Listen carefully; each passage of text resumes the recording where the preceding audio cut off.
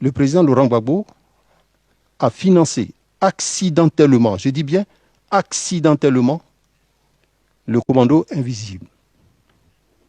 En effet, le 10 décembre 2010, le président m'appelle, il me demande donc de venir le voir à son bureau aux environs de 13h30. Et quand j'arrive, je trouve le président debout devant sa table de travail, avec à ses côtés feu le ministre Tagro. Et le président de me dire ceci, textuellement, Tagro revient d'une mission du Togo où il a rencontré dans sa chambre d'hôtel Koné Zakaria.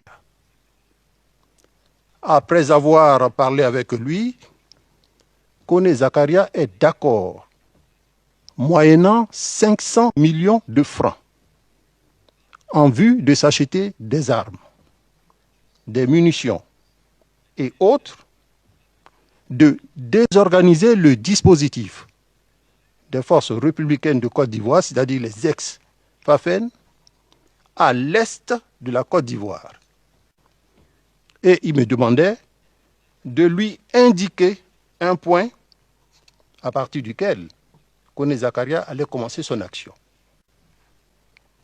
Surpris par une telle demande, j'ai dit, mais Monsieur le Président, si vous avez cet argent, remettez-le nous. Vous savez que nous n'avons pas d'armes et de munitions. Et j'ai dit au Président, Monsieur le Président, je m'excuse, mais je n'ai pas de carte sous les yeux pour vous indiquer le point à partir duquel Koné Zakaria allait commencer son action. Certainement agacé par mes questions et par mes réponses, le président a dit à Tagro, bon, s'il ne croit pas, donne-lui le numéro de Koné Zakaria, il va l'appeler lui-même pour voir. Donc on me remet le numéro de Koné Zakaria, Tagro me remet le numéro de Koné Zakaria, je descends les marches, je me retrouve sur le perron du palais, j'ai été rejoint par un monsieur d'une 50aine d'années qui, après m'avoir salué, m'a dit ceci, mon général, c'est moi qui ai mis Koné Zakaria et le ministre Tagro en contact. Koné Zakaria est prêt à travailler avec IB et IB est d'accord. Mon général, le temps presse. Je monte dans mon véhicule. Arrivé à Yopougon, je remets le numéro à mon chef de sécurité et je lui dis, c'est le numéro de Koné Zakaria, appelle-le pour voir si c'est bien lui. Et quand il appelle, qu'il tombe sur son interlocuteur, il me dit, mon général, c'est lui, mon général, c'est lui. Donc je lui fais signe de lui dire que je vais lui parler. Donc il annonce, ne quittez pas pour le chef d'état-major des armées. Koné Zakaria, bon, on a l'habitude de nous appeler classe. Donc quand je prends le téléphone et que je dis « Allô », il me dit « Classe, bonjour ». Et je réponds « Bonjour, comment vas-tu » Il me dit « Ça va ». J'attends l'argent pour commencer le travail. Koné Zakaria va user de ruse et de perfidie pour faire croire au président Laurent Gbagbo et au ministre Tagro qu'il va mener une action qui leur serait favorable au nord-est, mais au lieu de mener cette action, ils sont descendus tout simplement pour mener l'opération au niveau d'Abobo.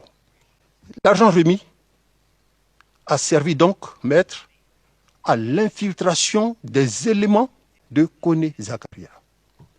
Un certain Ferré Konaté, de son nom malinqué, Meleke, l'ange qui retire la vie. Un analphabète dont les propos sont traduits par son adjoint, un certain Koulibaly Youssouf, qui se vante d'avoir égorgé les éléments des forces de défense et de sécurité.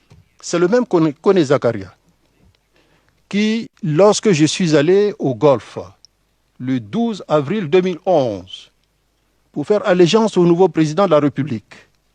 Assis dans l'après-midi sous un arbre, viendra pour me trouver, pour me dire « Classe, nous avons pris Tagro, mais il s'est tiré une balle dans la tête. » Alors j'ai dit « Mais comment ça?